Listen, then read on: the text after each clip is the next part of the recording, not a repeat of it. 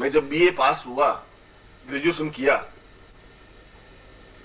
तब मैंने अपना वेट तुलवाया, वजन किया, तो उसमें मेरा वजन 62 किलो था, 62 किलो। फिर 2 साल बाद मैंने एमए किया, तो शायद मेरे मन में आया कि मैंने एमए कर लिया है, बीए से बाद में 2 डिग्री, एक पूरी डिग्री ले ली है, बहुत वेट बढ़ गया होगा, और मैंने देखा तो 62 किलो वजन था।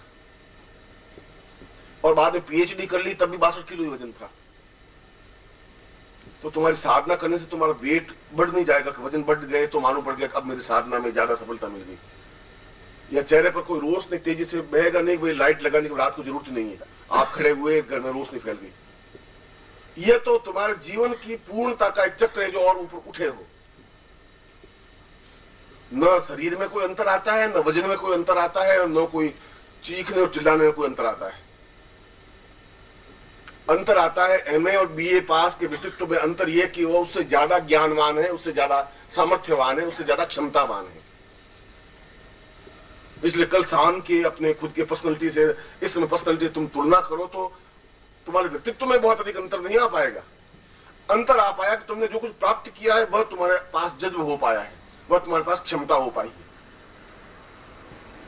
और एक बात का हमेशा ध्यान रखो कि मेरे जैसा गुरु कम से कम असत्य भाषण नहीं कर सकता, और ब्राह्म मुहूर्त में तो करोड़ रुपए देने पर भी मैं असत्य भाषण नहीं करूंगा।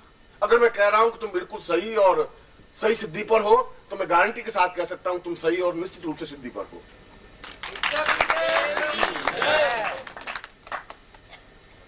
बस आवश्यकता अपने आप से परिचित होने की है। आवश्यकता है अपने पूर्ण श्रद्धा और समर्पण के साथ सफलता पाने की। तो जहां श्रद्धा है और समर्पण है वहां सफलता है, और सफलता तो तुम्हारे सामने हाथ जोड़े खड़ी ही हुई है। तुम्हें थोड़ा सा आगे एक कदम बढ़ाना है और अपने गले में जयमाला डाल दी। अब तुम खुद के तुम्हारे पांव टिटके हुए हैं तो वरमाला लिए हुए खड़ी रहेगी। ये तुम्हें हिम्मत होनी चाहिए, तुम्हें क्षमता होनी चाहिए, और वो 3 कदम भरने तुम्हें अपनी श्रद्धा का, अपने समर्पण का, अपनी सेवा का।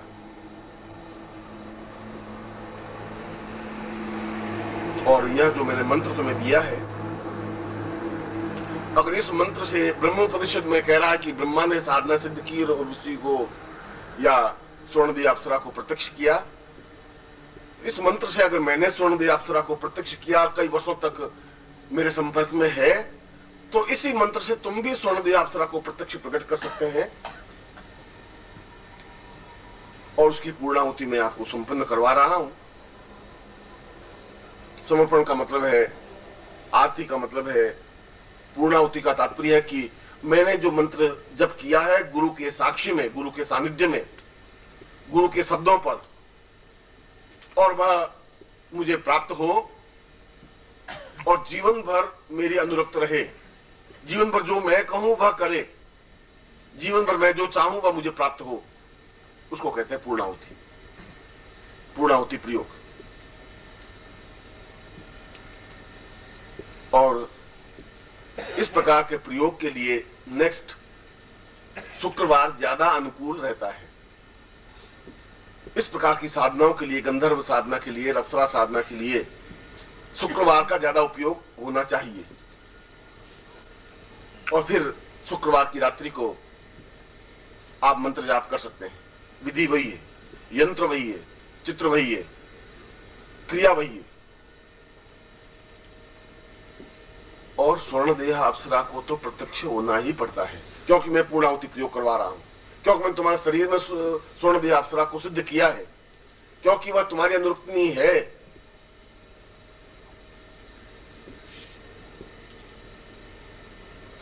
और यह जीवन का एक एहसास होता है, यह जीवन का सौभाग्य होता है कि तुम अपने जीवन में उस अनुकूलता को प्राप्त कर सको और अपने पूरे जीवन में अपने जीवन को संवार सको, सजा सको, जीवन को जगमगाहट दे सको।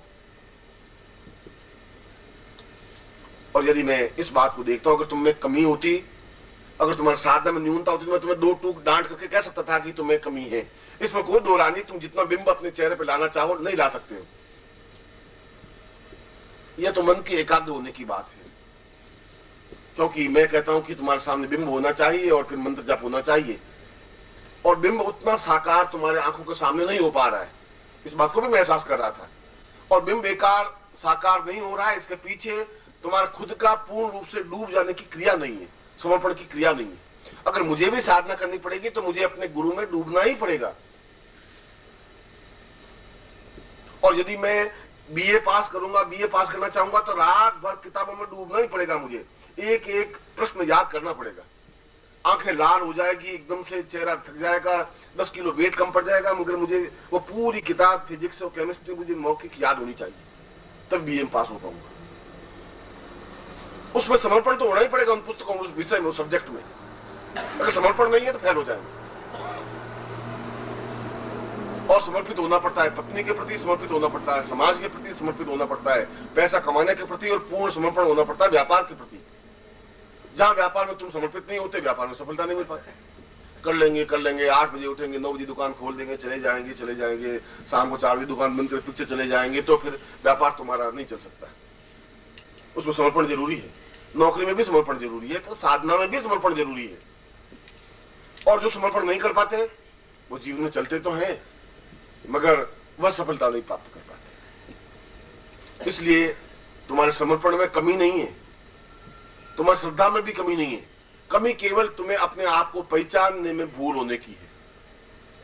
इसलिए मैं उस दृष्टांत के द्वारा समझा रहा था तुम्हें कि तुम्हें बार बार अपने गुरु के दरवाजे पर, हृदय पर आकर के चोट करनी है, तुम्हें करनी है, दरवाजा खटखटाना है, बार बार आवाज तुम्हें देनी है। और मैंने कल भी शाम को समझाया था कि दूसरे आम आदमियों की अपेक्षा तुम साधनाओं में जल्दी सफलता पा सकते हो और पाओगे ही, क्यों? उनमें तुम में अंतर है। वे पूर्ण भौतिक जीव हैं और उस भौतिकता के जीव में उनकी यात्रा जीवन से लगा करके शमशान घाट की ओर जाने वाली, आनंद की ओर जाने वाली उनकी यात्रा नहीं है। तुमने जो रास्ता चुना है वो आनंद की ओर जाने वाला रास्ता है, प्रसन्नता की ओर जाने वाला रास्ता है, मुस्कुराहट की ओर जाने वाला रास्ता है। और कल भी मैं समझा रहा था कि चिंताएं तुम्हें हो सकती, मुझे चिंता नहीं होती। घटनाएं तो आती हैं, ऐसा नहीं है कि मैं संसार में रहूंगी तो समस्या नहीं आएंगी, शायद तुमसे ज्यादा मुझे समस्या आती है। तुम्हारे परिवार में तो 8-10 लोग हैं, 20 लोग हैं, और मेरे परिवार में 10,000 लोग हैं। और वे 10,000 शिष्य भी जो आते हैं तो अपनी समस्याओं की पोटली बांध करके आते हैं। 2-4 समस्याएं मुझे देख के जाते हैं, प्रसन्नता की बात तो करते नहीं। ऐसा नहीं गुरुजी मैं 25,000 रुपए कमा रही है, एक भी नहीं कहता है गुरुजी ये परेशानी है, ये सारी एक हेडक और है, और पत्नी बीमार है, और बेटी की शादी करनी है गुरुजी। वो 4-6 समस्याएं देके जाते हैं, मैं झेल लेता हूं। तुमसे ज्यादा मेरे पास समस्याएं, तनाव होते हैं, उसके बावजूद भी मैं अपने चेहरे पर किसी प्रकार की चिंता नहीं रखता हूं, रहती नहीं है, क्योंकि उसके रास्ते मुझे मालूम है, उसको हल करने के क्षण मुझे मालूम है। इसलिए मैं तुम्हें कह रहा हूं, तुम्हारे पास और जितनी ज्यादा समस्याएं, तनाव हो तो आप मुझे दीजिए, मैं उसको ले लूंगा। पर तुम निश्चिंत रहिए, तुम्हें निर्भीक रहना है, तुम्हें निर्द्वंद रहना है कि मैंने अपना सब कुछ सौंप दिया, मैं अपने आप निश्चिंत रहूं। और तुम निश्चिंत रह सकोगे तो साधना में सिद्धि प्राप्त हो सकेगी। जब मैं लेने वाला हूं तुम्हारी चिंताएं, तुम्हारी समस्याएं, तुम्हारी बाधाएं अपने ऊपर झेलने वाला हूं, जब मैं खुद चल के कह रहा हूं, फिर तुम्हें घबराने की जरूरत ही नहीं, क्योंकि तुम जिंदगी में अकेले नहीं हो, तुम्हें विचलित होने की जरूरत नहीं है।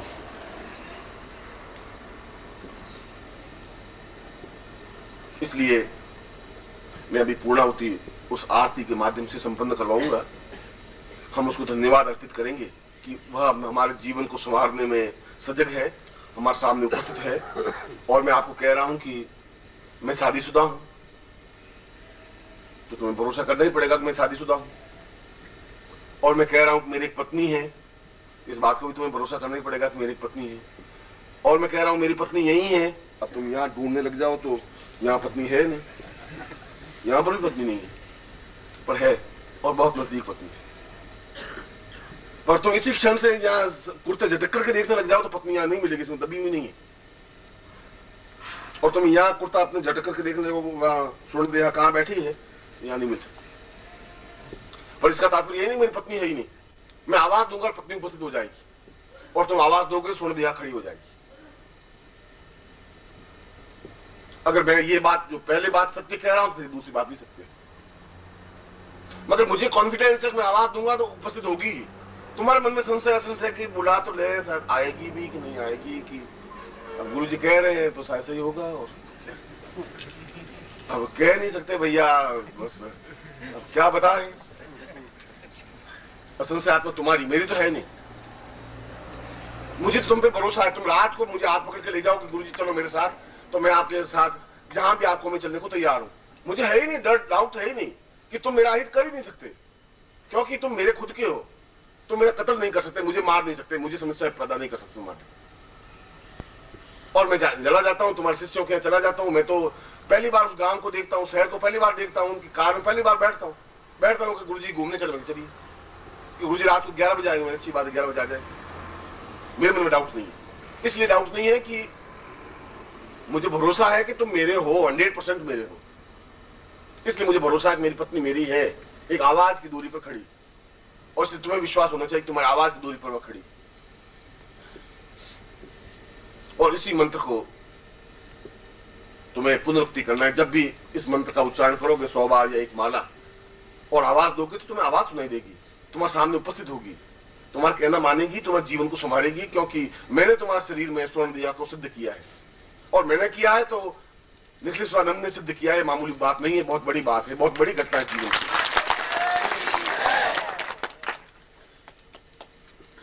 कभी ये मैं बहुत बड़ी बात मेरे मुंह से कहना उचित नहीं समझता हूं, मगर आने वाली पीढ़ियों में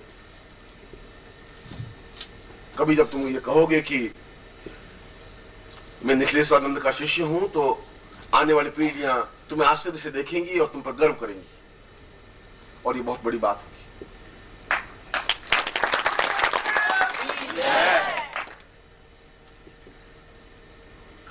यही चित्र और यही माला और यही यंत्र पूरे जीवन भर के लिए तुम्हारे लिए उपयोगी है।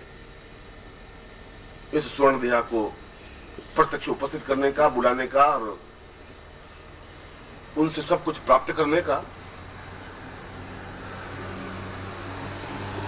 और मैं उस पूर्णाहुति प्रयोग से, उस आरती के माध्यम से मैं तुम्हारे सामने उसको प्रदान करता हूं कि वो जीवन भर तुम्हारी अनुसंगिनी रहे, तुम्हारे साथ में रहे, तुम्हारी आज्ञा माने, और तुम्हारा प्रत्येक वह कार्य करे जो तुम चाहते हो।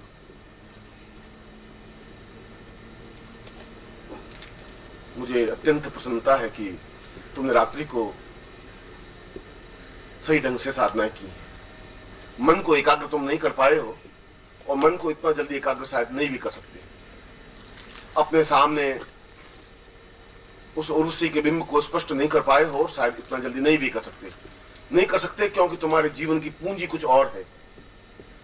यहां से जाने के बाद में फिर तुम उन्हीं सारी पूंजी में अटक जाओगे कि ये साला करना है, ये इनसे बोलना है, ये इनसे लड़ाई करनी है, ये पैसा कमाना है, बस उस पूंजी में फिर अटक जाओगे।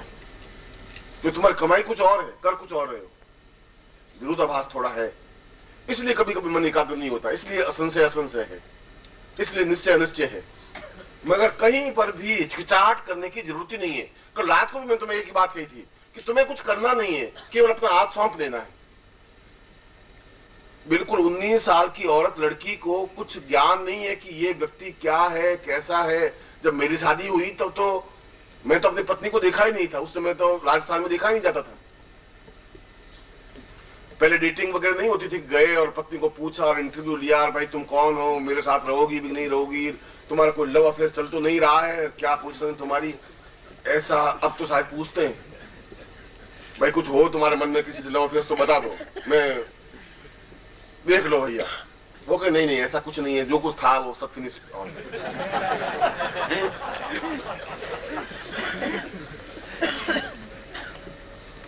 और तुम भी कहते हो कि गया भी जब मैं भी नहीं था, ये भी सुन लो। तो तूने सब फिनिश कर दिया तो मैंने सब फिनिश कर दिया। अब तू मेरी और मैं तेरा, अब तो चलता है। हमारे जमाने में ऐसा था नहीं। हमारे जमाने में तो आज से 50 साल पहले तो कुछ था ही नहीं। मैं तो अपनी जिंदगी में देखा नहीं। शादी के 3 साल बाद उस वाइफ को देखा पहली बार कि ये जो खड़ी है ये सब जिंदगी भर मेरे साथ चलेगी। मगर शादी के समय उसने चुपचाप मेरा हाथ, अपना हाथ मेरे हाथ में सौंप दिया था। कुछ सोचा नहीं था, कमा के लाएगा कि नहीं लाएगा, कि सेवा करेगा, कि सुख देगा, कि संतान, कुछ नहीं। हाथ सौंप दिया और जीवन को पार लगा दिया। उसमें कुछ एहसास तो नहीं था उसको। और तुम्हें भी मैं वही बात कह रहा हूं कि तुम्हें अगर जिंदगी का एहसास नहीं है तो चुपचाप हाथ सौंप देना है, वो अपने आप जिंदगी को पार लगा देगा, क्योंकि उसमें क्षमता है। बीच में मझधार में छोड़ेगा नहीं वो तुम्हें।